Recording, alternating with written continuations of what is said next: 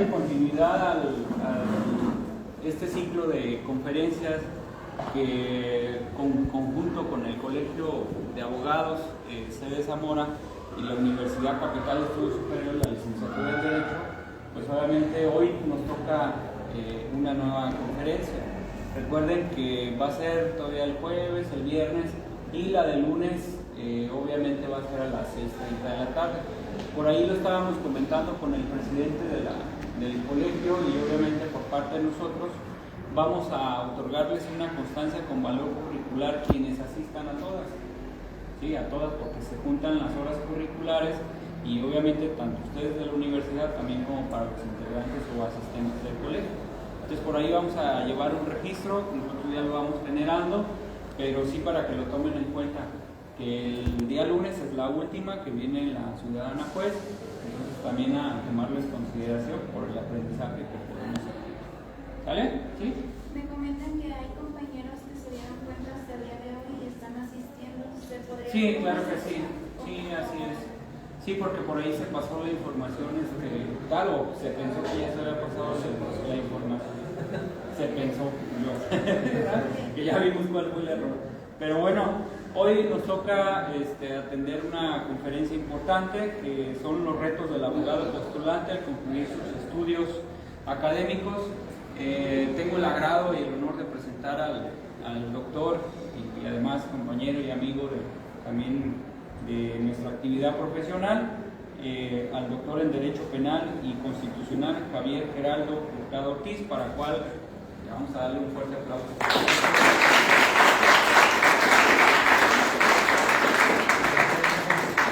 Y permitiéndome, antes de iniciar la conferencia, leer parte de su hoja de vida, pues es abogado postulante, licenciado en Derecho en la generación 2010-2012, tiene estudios de maestría en el juicio de amparo en 2014-2016, maestro en Derecho Penal con terminación en el Sistema Acusatorio Penal por la Universidad Contemporánea de las Américas, y también cursó y obviamente ya está con el grado doctor en Derecho Penal y Constitucional y de Derechos Humanos por la Universidad Contemporánea de las Américas.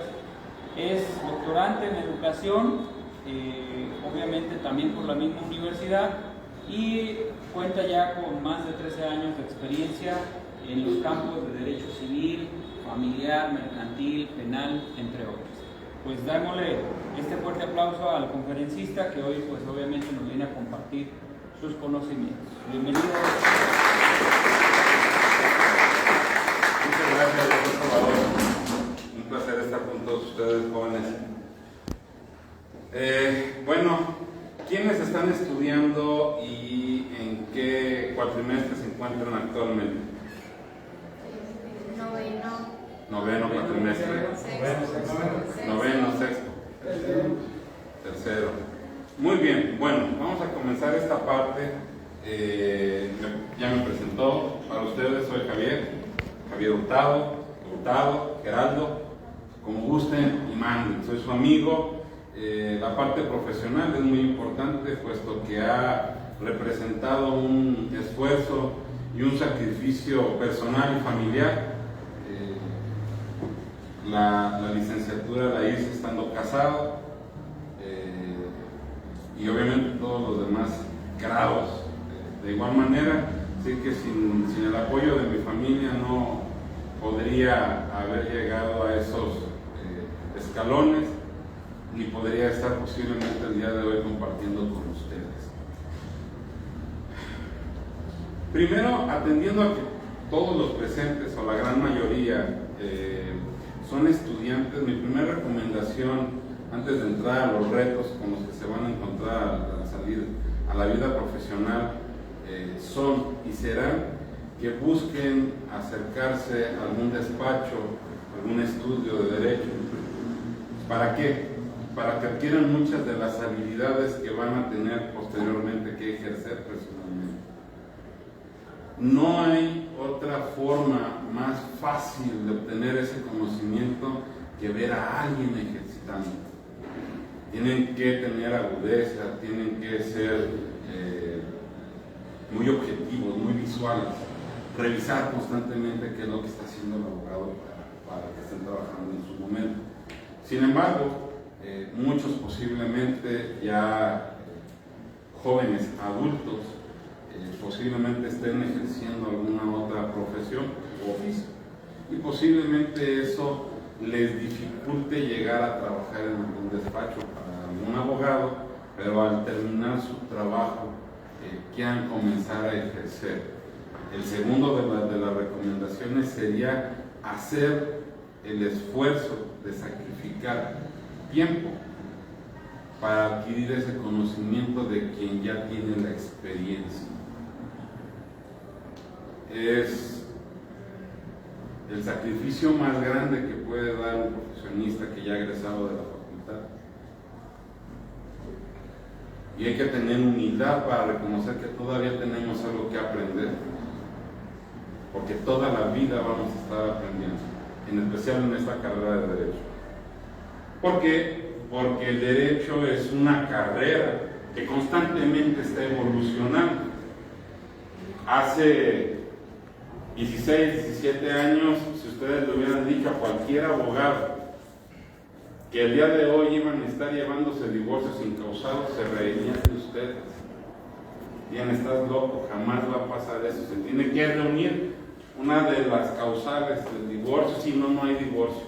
O tiene que ser voluntario y ambas partes tienen que querer separarse. Pero incausado jamás va a haber.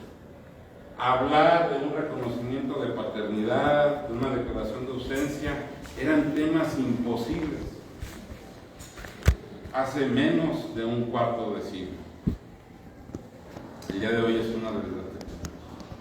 Hablar de un debido proceso más allá de las reglas naturales, hablar de una supremacía constitucional que reconoce los tratados internacionales, es una realidad que si ustedes se la hubieran dicho hace 25 años a cualquier maestro de Derecho, les hubiera dicho que estaban locos, que era imposible, que jamás se iba a dar.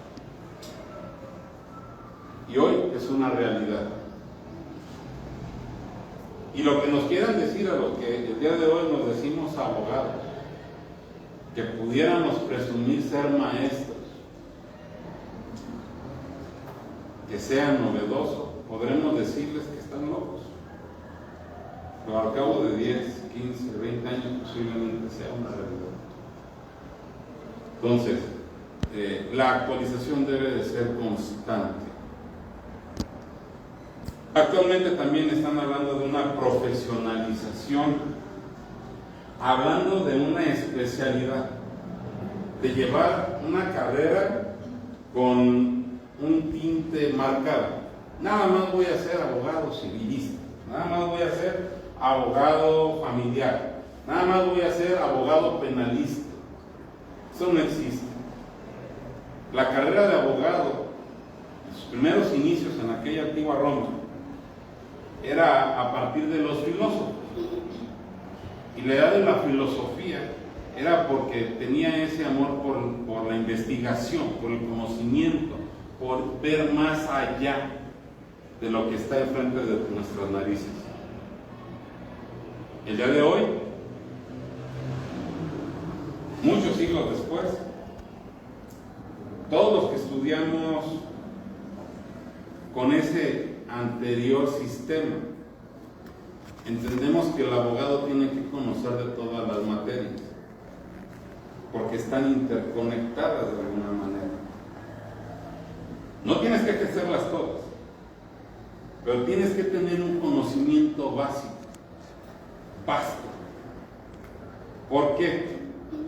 Porque tienes que saber darle la mejor asesoría a tu cliente. Y tener ese conocimiento vasto te va a permitir decir, no tengo la experiencia para llevar ese asunto, pero conozco al abogado fulano, sultano, que son especialistas en la materia, y ellos van a poder defenderte en esa área, porque es justo, porque no estoy obligado a saberlo todo. La profesionalización y la especialización viene cuando nos dedicamos a ejercer una sola materia. Y eso nos va a dar una plusvalía. En efecto, los abogados todólogos se tienen que acabar, necesariamente. Pero el abogado tiene que ser abogado, tiene que saber defender, tiene que saber imponerse a su audiencia, a un juez, a un perito, saber qué pregunta hacer, en qué momento y de qué manera. Pero lo primero que tiene que hacer un abogado es ser un elemento útil de la sociedad. Y mucho de lo que les estoy compartiendo, ustedes lo ven todos los días en sus clases y con sus distintos maestros. El día de hoy yo les vengo a hablar de los retos que con los que van a enfrentarse al egresar.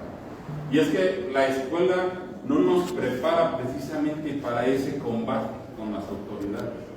Muchas veces ni siquiera nos dice dónde encontramos estas autoridades.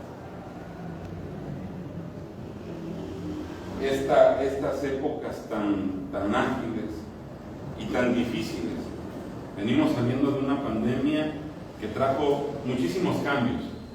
La implementación de tecnologías, la implementación de nuevos criterios, con los cuales tenemos que empezar a adecuar. Lo primero es, aquellos que en el momento que vayan a obtener su título y que piensen ejercer esta bella carrera, uno de los retos con los que se van a encontrar es, nadie te dice cómo poner o armar tu oficina. Todos intuyen que hay que tener un escritorio, que hay que tener una secretaria, que hay que tener un teléfono, que hay que tener una computadora. Porque eso es lo básico, naturalmente. Pero nadie te dice que eso va a tener un costo. Porque muchos de ustedes están despreocupados de los costos porque pues papá o mamá pagan la colegiatura. Y a quien no le pagan su colegiatura está preocupado por ganar dinero para pagar la colegiatura y en el mismo proceso acreditar sus materias. ¿A qué horas van a pensar cuánto me cuesta un escritorio? ¿Qué escritorio va a ser? ¿Cuánto tengo que ahorrar para poder comprar algo que me vaya a dar una vista de un abogado que sabe lo que está haciendo? Porque lamentablemente en esa parte nos tratan como nos ven. Entonces tenemos de frente cómo armar nuestra oficina. Les voy a platicar muy rápido el plan que yo tenía. Cuando yo estaba estudiando la licenciatura, yo trabajaba en una gasolinera.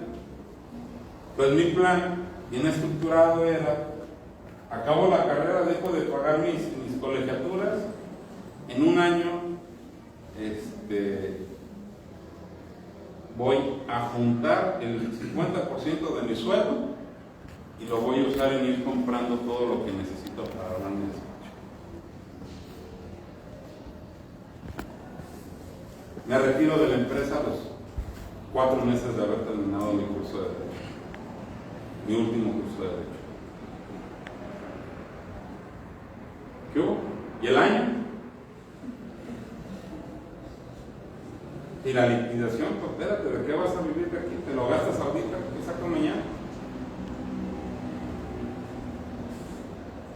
Ah, caray, espérate. Y entonces,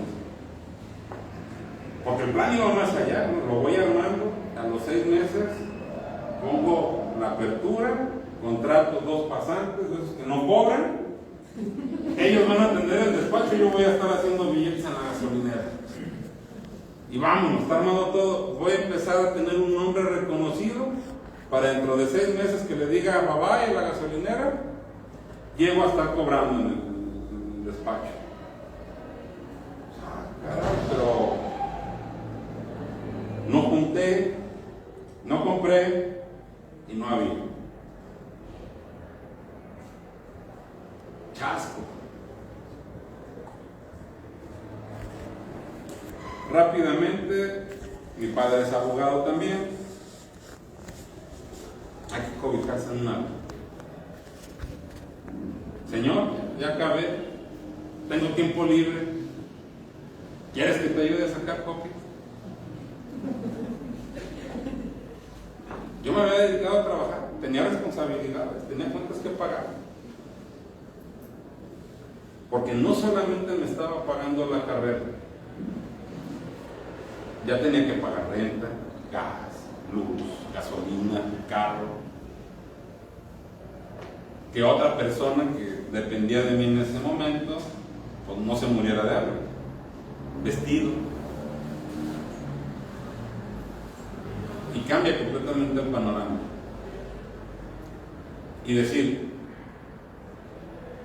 yo nunca voy a depender de mi papá, porque yo voy a ser de ese 1% que hace las cosas diferentes. Porque todos dicen, yo no tengo papá abogado, ni tío abogado, ni familiar abogado, yo voy a abrirme camino por mí mismo. Cuéntame cómo. Cuéntame cómo. Yo ya conocía el ambiente. Yo estuve cerca de 6 años ayudando a mi papá en el despacho, antes de acabar la prepa. Me aventé un ratito haciendo la prepa.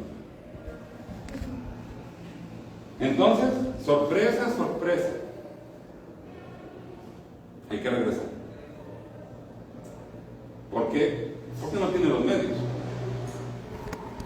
Porque no tiene la fórmula mágica. Porque no hay fórmula mágica. ¿Quieres tener algo? Tienes que ahorrar, tienes que trabajar más. En un momento dado, ya litigando yo por mi cuenta, todavía, ya en sociedad, ya no bajo cobijo, pero ahora en sociedad con mi padre, incursiono en la materia penal.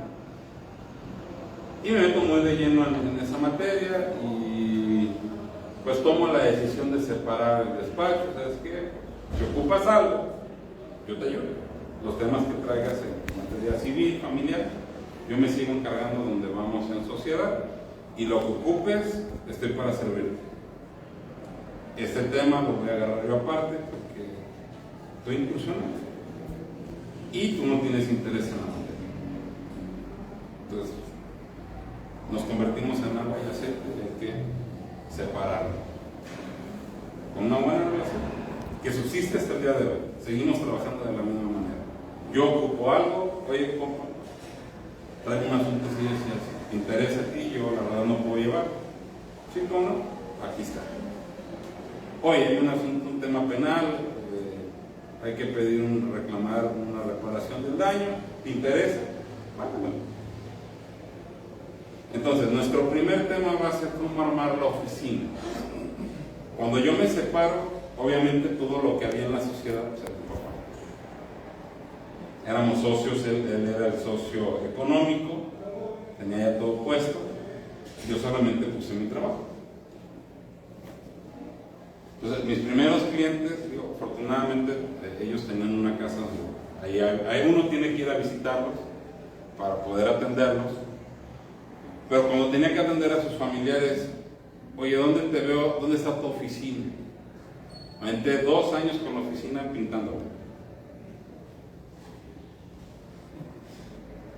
2 años estuvo con fallas eléctricas, porque no había oficina. Tenía un cuarto en mi casa. Yo empecé con el home office en el 2017. No, 2014. Entonces, cuando tenía que atender a un cliente, oye, nos vemos en el Café Madera. Oye, es que es informal. Sí, ¿sabes lo que? Mi oficina me están pintando. Ahora, ¿usted qué quiere? ¿Quiere que la atienda? ¿O quiere ir a mi oficina? No, que atienda el asunto. La verdad, en el Café Madera. Le explico cuáles son los avances. Yo voy a su casa. Vas buscando, porque te vas a empezar a hacer de un nombre. Cuando tengas la economía que se haya empalmado, empieza en tu casa. No pasa nada. Trata de hacerlo de forma que no vaya a salir algún chiquillo en calzones, que no vaya a pasar la señora limpiándole encima a la gente. Pero puedes empezar en tu casa. Hay unos memes, yo en su tiempo compartí, había uno que salía en un puesto de tacos, que había improvisado su despacho ahí, sacaba coca, le dio el tarot, pasaba un huevo, todo en uno.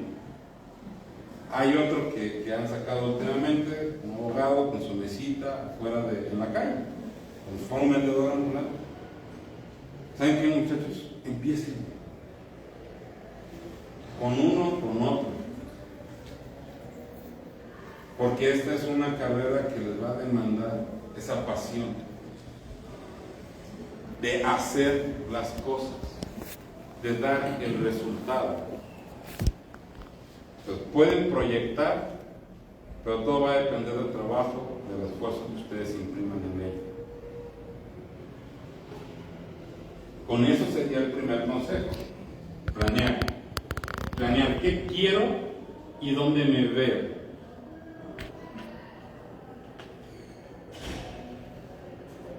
Una vez que pasamos esa parte de la oficina, viene la segunda, muy importante. Los que van en los grados más bajos, los que van ya a punto de salir, adquieren libros de derecho, leyes, códigos. Yo sé que actualmente todo está a la mano del celular. Yo sé que es muy fácil descargar un PDF con la Constitución actualizada, con la última reforma. Pero la informática, la base de datos, va cambiando, va evolucionando. Con cada cambio de gobierno, de repente hay un apagón y se pierde mucho de lo que había. Y no pueden encontrarlo. No saben qué día va a llegar el asunto de su vida,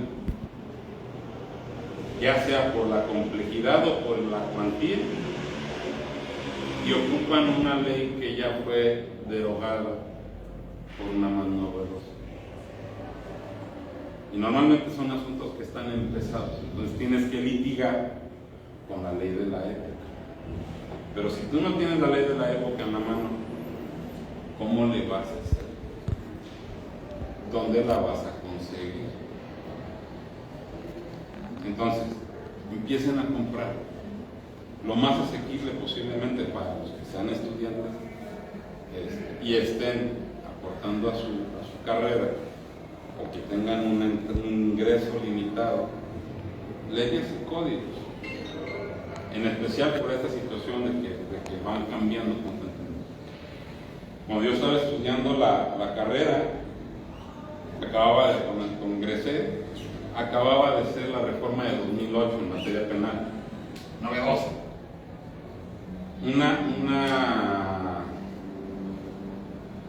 Una super reforma que tardó 6 años en implementarse, pero desde el día 0 empezaron a cambiar muchas normas que no se empezaron a actualizar. En Michoacán fuimos casi de los últimos hasta el año 2016, en febrero de 2016. Se dio el arranque del sistema oral, el sector empresarial. Pero entonces nadie quería ya comprar los códigos de procedimientos penales, que aún seguían vigentes en la época, porque ellos ya le estaban apostando a la realidad. Luego viene la reforma de 2011, ya casi yo para egresar de la facultad, y nuevamente nadie quería tocar el tema de derechos humanos porque, espérate, es que todavía no está jalando. A ver, espérate. Es derecho constitucional. Ahí uno de los problemas de que no seamos abogados, que no conozcamos todas las materias. Materia constitucional, materia general. Al ser general significa que a todos los procesos, a todos los procedimientos va a afectar. Yo esto lo sostenía en mis clases de derecho mercantil, civil, familiar, estando en la universidad, porque el artículo 20 constitucional se divide en 3 partes. La primera habla de las funciones de la autoridad administrativa o de justicia, Ministerio Público y el juez, cuáles son sus funciones, cuál es la forma de llevar aquel debido proceso. Luego el artículo 20 habla del imputado, de los derechos del imputado. El imputado en materia penal sería lo mismo que en materia civil, familiar, mercantil, el demandado. Y la víctima sería lo mismo en materia civil, familiar o penal, mercantil, que el actor, quien reclama la reparación, el pago de algún daño. ¿Sí? Y dice, no, es que los derechos de debido proceso contenidos en el artículo 20 no los puedes invocar en favor en estas materias porque son solamente para el sistema penal, porque el artículo 20 es un artículo de carácter penal. Espérame, está contenido en la Constitución.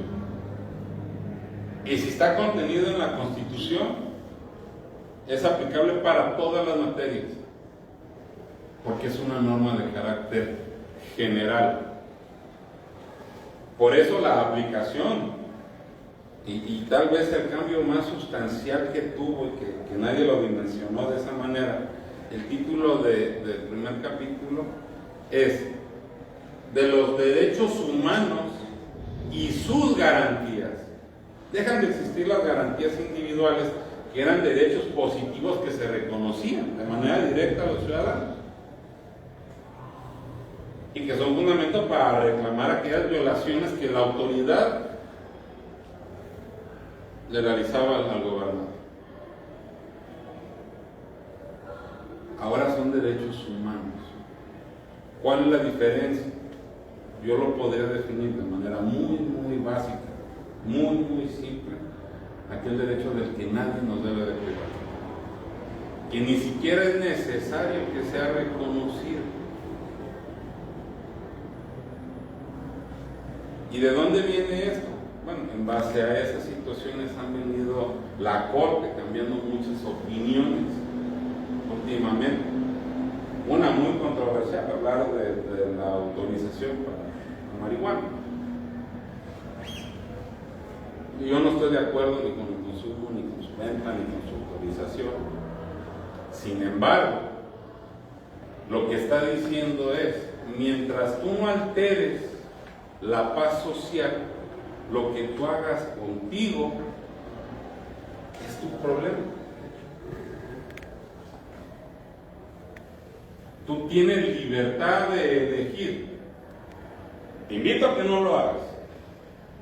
Voy a crear programas para proteger y cuidar tu salud, para explicarte cuáles son las consecuencias de que andes todo fumado todo el tiempo. Pero si quieres hacerlo, te respeto.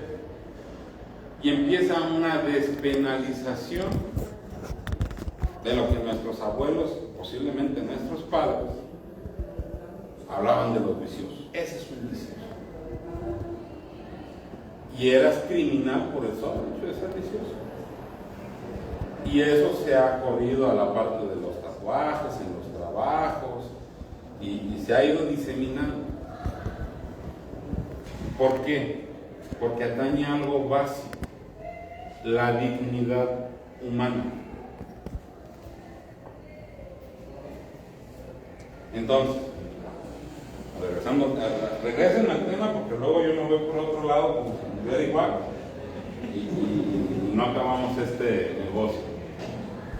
Entonces, empezamos con libros de leyes y códigos. Si tienen la suerte de, mientras están estudiando, estar ejerciendo, estar practicando con algún abogado, esto les va a dar ese conocimiento para decir, a mí me gusta esta materia o a mí me gusta aquella materia, o yo siento afinidad con el ejercicio de esta o con el ejercicio de aquella. Cuando encuentren ese sentido, empiecen a comprar libros relacionados con dicha materia. Por ejemplo, a mí me gusta mucho lo penal, no sé si sea muy bueno, pero me gusta mucho, me apasiona. Entonces todos mis libros, o los libros que podrían encontrar en su gran mayoría en mi despacho, hablan de derecho penal. Al principio, teoría del delito, derecho procesal penal y todos los códigos penales. De hecho, tengo algunos códigos penales de distintos estados. Pero no solamente eso. Entre mi acervo digital en PDF tengo libros de psicología forense en materia penal. Yo no soy psicólogo, no pretendo ser psicólogo. Sin embargo, llego a atender asuntos donde defiendo a la víctima y tengo que reconocer qué tipo de daño tiene. Porque hay muchas víctimas que de repente no son víctimas y acusan falsamente a alguien. Y la cuestión es que ahora los abogados, precisamente con las reformas que se vienen en 2008 y 2011, traen como consecuencia responsabilidad para las autoridades, jueces, magistrados, tanto federales como locales. Pero también vienen responsabilidades para los abogados postulantes. Quien obra de mala fe, quien miente en sus procesos, puede ser sancionado. Pero también tenemos que ser responsables en el momento en el que empezamos a tomar asuntos. Porque podríamos estar defendiendo a alguien que está actuando de mala fe. Y alguien dirá, oiga, licenciado, bueno, y si usted sabe que su cliente es culpable de tal o cual delito, atiendo todos los delitos menos sexuales, ¿ahí qué pasa? Bueno, primero no está obligado a decir la verdad. Precisamente el artículo 20, en su apartado B, que habla sobre los imputados, dice que uno de sus derechos es a no autoincriminarse. De hecho, antes de que declare, el juez dice, hey, no digas nada, compa, si no quieres, porque posiblemente de lo que digas puedas autoincriminar. Uno de tus derechos es guardar silencio y que yo como juzgador no interprete eso como un acto de responsabilidad. Y hay una tesis todavía de la novena época que señala algo similar. Que aquel que está dentro de un proceso en su calidad de imputado, al parecer en sus hechos de declaración, no se le podrá atribuir otra actividad ilícita. Caso contrario a los testigos. Y ahora también a las víctimas. Entonces, en ese sentido, empiezas a observar algunas de esas cuestiones. Tengo varios libros de medicina forense porque he visto varios asuntos donde están involucrados víctimas fatales de homicidio. Y entonces he aprendido de alguna manera a observar los dictámenes. ¿Para qué piensan que me puede servir el saber conocer cómo se compone un dictamen médico forense?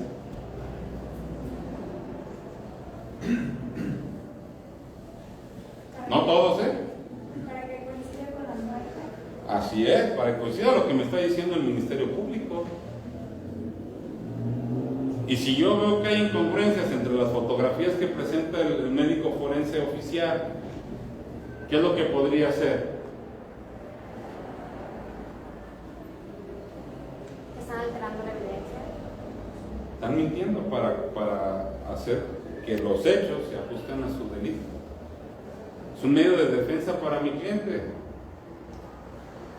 Pero si yo soy un abogado que nada más me siento y leo libros de derecho, ¿cómo voy a observar esa situación? En especial si no tengo experiencia. Esto me lo ha dado la experiencia, a mí nadie me dijo esto. Entonces, en mi paso por los asuntos que yo he llevado, tengo un contacto, una red de profesionistas excelentísimos en cada una de sus áreas, y tengo un médico forense que me ha enseñado mucho, el médico Edgar Aquiles Espinosa. Yo creo que de lo mejor que tuvo o ha tenido en su tiempo su procuraduría en aquel entonces del Estado aquí en Zamora. me sale antes de que se convirtiera en fiscalía y empieza a trabajar de manera particular. Entonces, lo que yo le he aprendido a él cuando observo que hay incongruencias en el material que me está presentando la fiscalía, le saco fotos y se lo mando. Oye, fíjate que no me cuadra esto. No le digo que no me cuadra. Explícame si a ti te convence. Y explícame como si yo tuviera 5 años. Para que no me quede ninguna duda. Porque de eso va a depender que yo le diga a mi cliente, te voy a defender de esto, de cuál manera. O que le garantice, tienes que invertir una cierta cantidad de efectivo en tu defensa. Porque vamos a tener que contratar a este tipo de gente, así, ¿sabes? Y esta es tu línea de defensa. Entonces, no solo consuman derecho. Dependiendo del área al que pretendan ejercitar, empiecen a observar cuáles son las profesiones que están alrededor de él. Casi siempre vamos a estar cerca de la medicina forense, cerca de la psicología forense. Los que son expertos en dictaminar y en interrogar a los testigos usan a muchos sociólogos para empezar a desarrollar la psicología del testigo. Entonces, una vez que tenemos nuestro acervo de libros, ¿qué otra cosa podríamos obtener de toda esa biblioteca?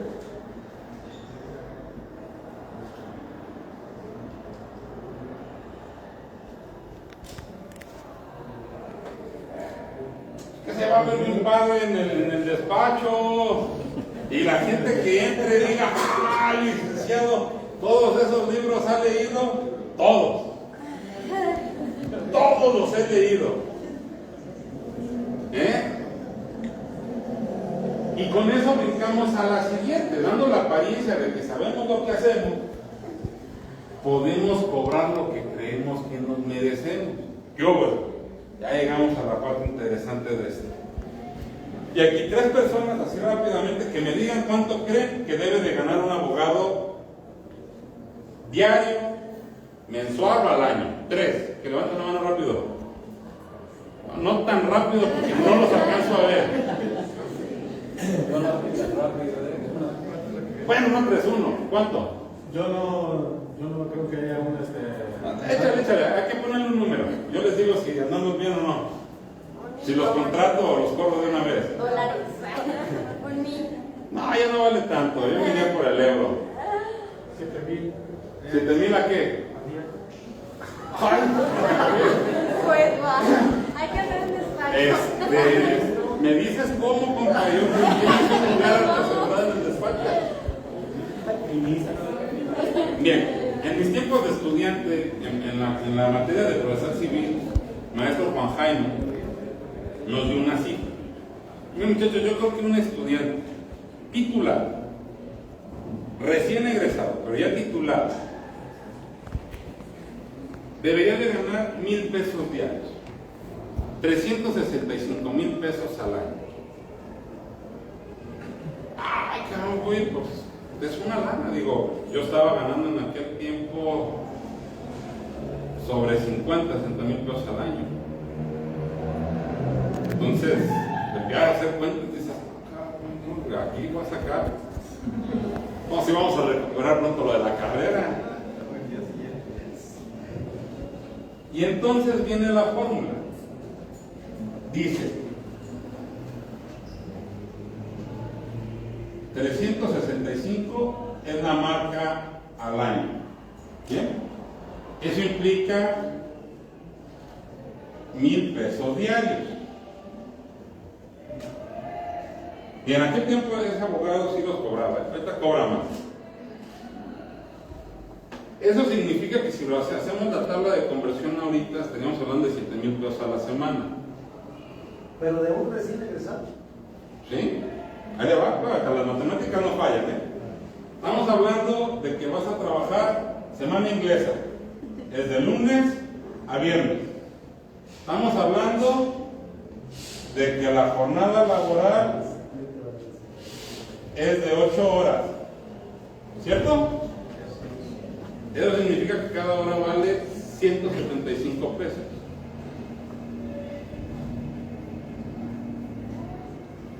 ¿Qué hubo? Eso es a lo que deben de aspirar. ¿Dónde viene el secreto?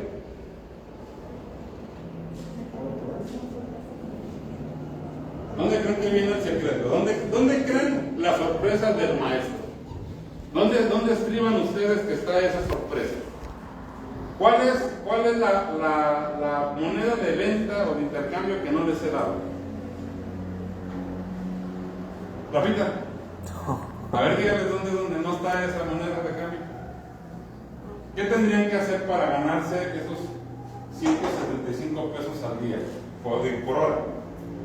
Son 1,700 pesos al día. Pues multiplicar lo que más o menos el tiempo que... No, las sumas ahí las tenemos.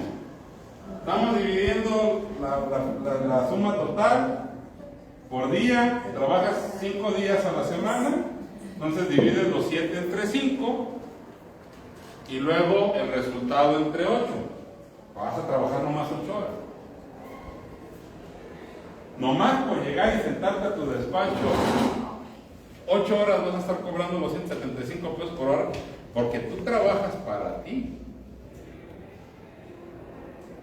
Tú eres el que firma el cheque. ¿Qué se ocupa? ¿Se puede llegar a ese número, Rafa? Sí. ¿Sí? ¿Qué ocupa? 8 clientes que te lleguen a pagar tu asesoría 175 pesos la hora. O ocupas un cliente al que atiendas por 8 horas y te pague los 1,700 pesos del día. Y tener un cliente todos los días o 8 clientes diarios. Ahí es donde está el juego. Oye, espérame. Bueno, es que no solo das asesorías, vas a empezar a llevar asuntos. Y entonces vas a calcular tus horas hombre en el trabajo. Y entonces tienes que observar 3 cosas de un asunto. La cuantía. ¿Cuánto vale el asunto? Porque posiblemente no le vas a cobrar lo mismo a alguien con un pagaré de 10,000 pesos a alguien que llega con un pagaré de 1,000,000. Entonces la cuantía va a tener un cierto interés. Luego, la importancia. No es lo mismo ir a recuperar 10,000 pesos que ir a recuperar 1,000,000. Y no es lo mismo ir a reclamarle el 1,000,000 de pesos a Rafa que a irse a reclamar al Chapo. Digo, lo que es fácil es emplazarlo. Ya sabemos dónde vive. Ya tiene una locación ubicable. Pero fuera de eso, cóbrasenos.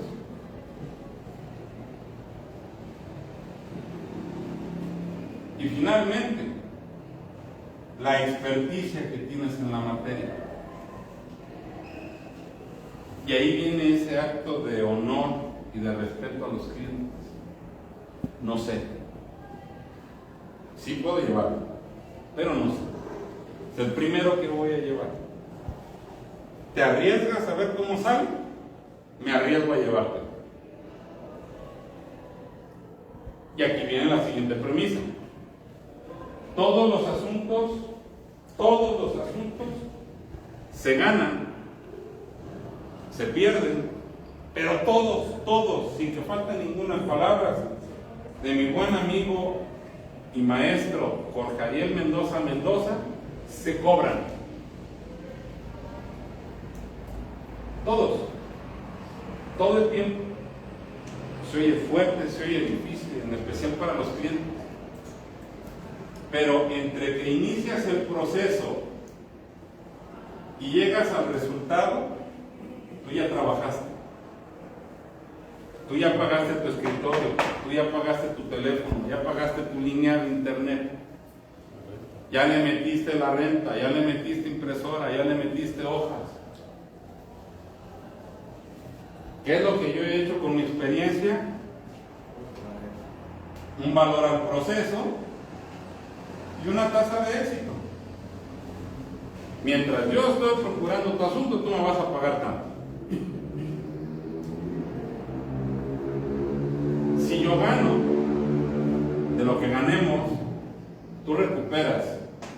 proceso y ahí me pagas lo que resta.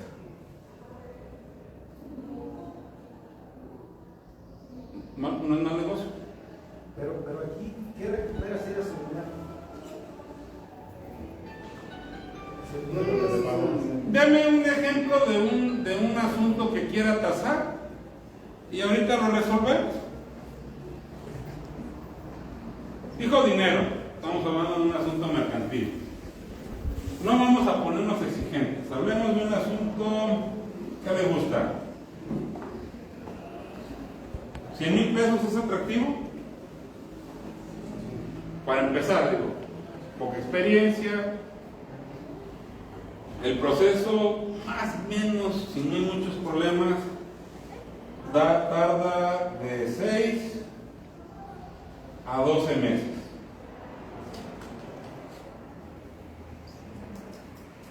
Vamos a pensar que en el pagaré no pusieron un interés muy caro, hablamos del 2%, y ya está por vencerse. Entonces hablemos de que posiblemente ya tenga una deuda de otros 20,000 pesos de intereses. Bien. Significa que vamos por 120. ¿Qué es lo primero que vamos a hacer con ese cliente?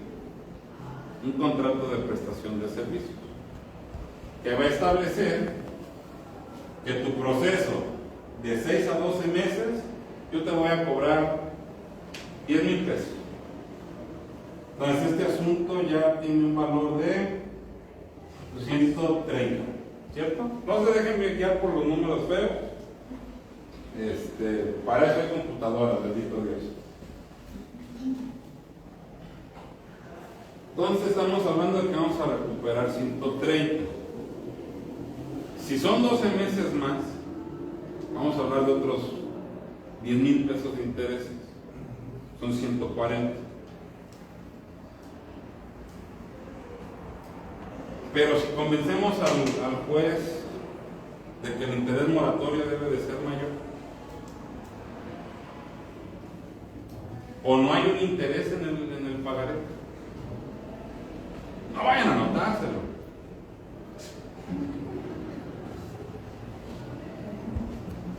Porque ahí empiezan las complicaciones del asunto. Pero vamos pensando, lo hacemos de 150. Ya no son sus 100,000 pesos. Ahora, si tú pudieras cobrar tus 100,000 pesos, ¿qué? ¿Qué pasa cuando nos encontramos con un hágalo usted misma? No te necesita. Si tú pudieras recuperar esto, no vendrías a buscarlo. Entonces, la tasa de éxito viene en el resultado. El asunto de 100,000 pesos incobrable, o que tú no podías cobrar, yo lo hice de 150. Entonces, en base a eso, viene ese porcentaje de tasa de éxito. Hay quienes manejan un 3, un 5, un 10, un 15, un 20. La ley acaba de topar los asuntos hasta un 25% de su valor. Eso ya puede quedar establecido en el contrato. Ojo, si ocupan tener su cédula profesional para poder cobrar esos honorarios.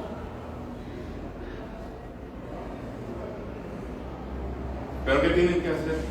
Estar preparados para que ese cliente diga, yo no puedo y te busco a ti porque tú sí puedes. Y eso viene a nuestro siguiente punto. ¿Qué voy a hacer para que mi despacho esté funcionando? Pues tengo que sentarme con la gente. Porque nuestra actividad es una actividad social. ¿Con quiénes nos vamos a juntar? Profesionalmente hablando. Con dos características. En una vamos a buscar a profesionistas del derecho y que estén cerca del área del derecho. ¿Qué necesitamos? Porque con ellos vamos a poder discutir sobre asuntos, que nos asesoren en alguna duda que podamos tener, y vamos a estar en constante evolución. Y en otro lado, dependiendo de la materia, dependerá el círculo social del que van a tener que reunirse profesionalmente hablando. Si quieren llevar materia civil, mercantil o fiscal, pues tienen que estar donde está el billete. Tienen que estar con las empresas, donde se reúnen los contadores, las cámaras de comercio. ¿Por qué? Porque son ellos los que les van a sacar ese tipo de asuntos. Quieren llevar asuntos penales, pues tienen que estar cerca de las fiscalías, tienen que estar cerca de lugares donde haya víctimas de cualquier tipo de delito, y ahí también lo que van haciendo ustedes. Asuntos familiares, estar cerca del DIF, estar cerca de, no sé, ONGs que estén procurando la defensa de la mujer, o de la violencia en general. Es algo que yo tengo en lo particular. La violencia es violencia y no debe de ser tolerada, hombres o mujeres. Encasillar en una parte que solamente las mujeres son violentadas, o que solamente los niños son violentados, o que solamente los hombres son violentados, está mal. Violencia es violencia, todos pueden sufrirla y todos merecen el respeto y la defensa de un abogado capacitado que los trate con ese mismo respeto.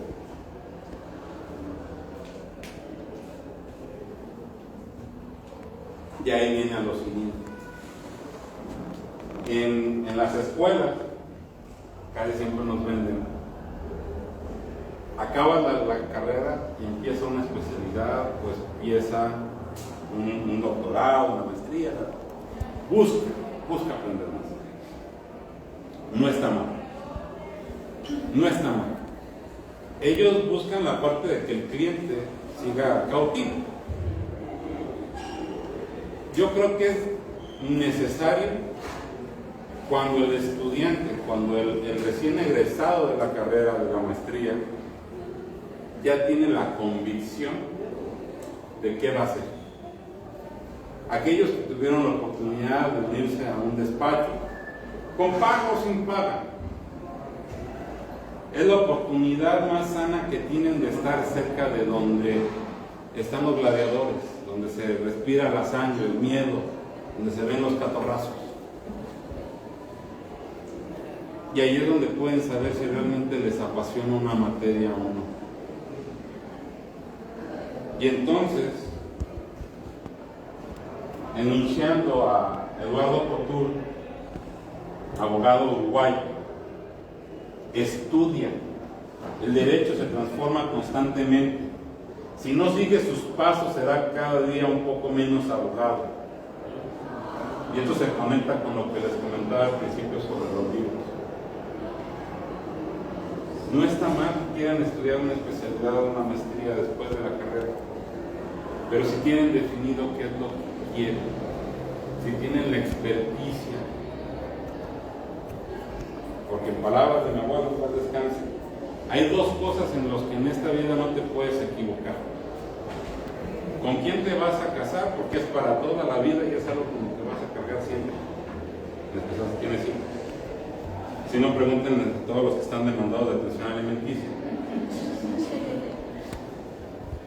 ¿Y qué vas a estudiar? Porque es a lo que posiblemente en un momento estés condenado a sobrevivir, a sobrellevar. Esto hoy ya no es tan factible. En esa época, hace 40, 50 años, sí, era un gran sacrificio llegar a la escuela. Era un gran sacrificio aprender un oficio. Y si cuando habías terminado descubrías que no era lo que querías, empezar otra carrera te costaba una vida. Porque además, posiblemente cuando acababas la carrera ya ibas por el segundo o tercer hijo, dependiendo de la calidad de la televisión. Si no había televisión, a lo mejor por el cuarto. Ahorita ya no estamos en esa situación. El día de hoy, ya no quiero ser penalista, ahora quiero ser familiar. Órale, no hay problema. Si tienes el tiempo, la dedicación es tu pasión, lo vas a hacer. Pero si desde el principio tenemos una meta identificada, no vamos a estar picando aquí y allá y más allá. Nos vamos a esforzar por un solo objetivo, lo vamos a tener de frente y vamos a seguir hasta que lo alcancemos. Bueno, muchachos,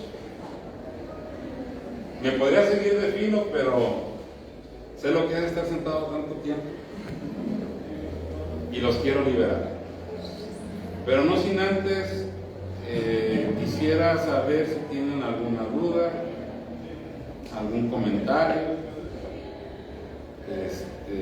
Con todo gusto podría tratar de resolvérselas si está en mi capacidad. Pero más que nada quiero agradecerles porque sé que es difícil escuchar y es difícil aguantar a alguien que además no conocemos.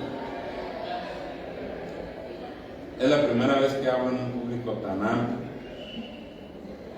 Espero haber podido aportarles lo mejor que yo tenía y encuentren en mí una amistad. Les repito, olvídense de los títulos, ni licenciado, ni maestro, ni doctor. Soy su amigo. No porque valgan poco los documentos que me acrediten como tal, me costaron y le costaron a mi familia. Creo que es el precio más alto que he pagado, pero realmente son solamente medallas, es solamente vanidad, es la marca del traje. El hábito no hace al mundo, lo hace hacer lo que le gusta. A mí me gusta tratar de devolverle algo a todos esos maestros que en su tiempo me regalaron, más allá del trabajo, su tiempo. Porque créanme que pararse enfrente de ustedes y plantearles cualquier tema, más allá de que pueda uno ser o no ser experto en la materia, cuesta trabajo, cuesta horas de preparación y cuesta perderle el miedo a hablar. No es lo menos estar de aquel lado que de este. Ustedes me imagino que todavía exponen, entonces pues, también saben lo que es estar del otro lado. Les agradezco y realmente espero que se lleven algo, que sea poquito. Muchas gracias.